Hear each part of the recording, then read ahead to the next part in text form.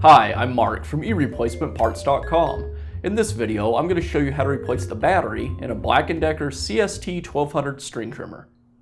I'll start by removing one side of the housing handle. It's secured with a series of screws.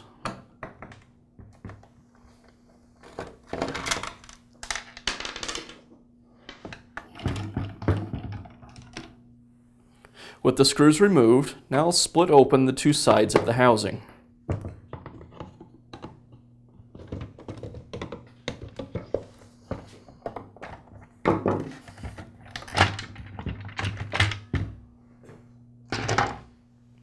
With the housing removed, you want to be careful. Because this is a battery-operated unit, all of the wiring is still live at this point.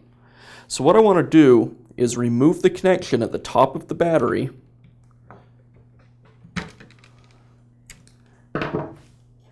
and wrap some electrical tape around it to isolate it from the rest of the wiring. That way you can't accidentally turn on the trimmer while you're working on it.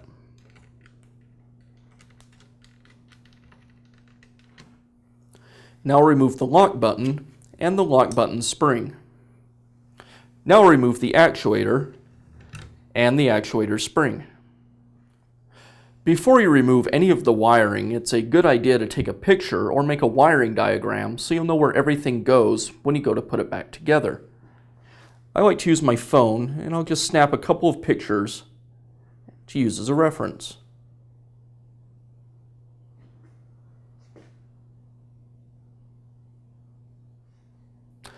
Now I'll remove the switch and disconnect the wires from the back of the switch.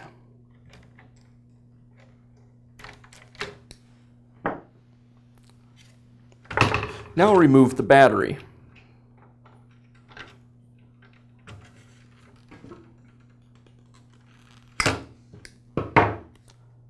Now I'll reinstall the white wire from the battery wiring harness to the negative side of the battery and insert the battery back into the housing.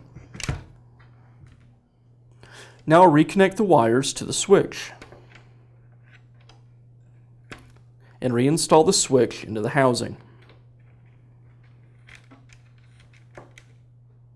Now I can install the actuator compression spring onto the end of the actuator and reinstall the actuator and spring into the handle assembly.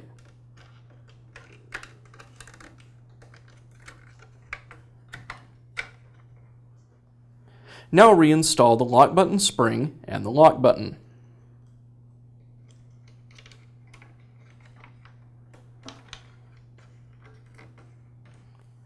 Now I can reinstall the opposite half of the handle housing.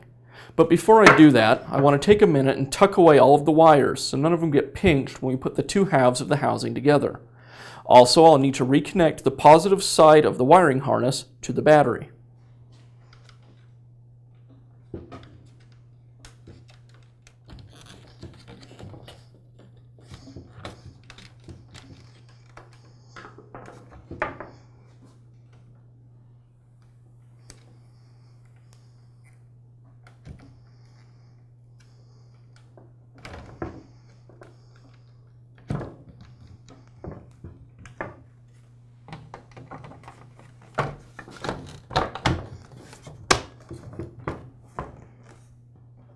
And I'll secure the housing with the screws.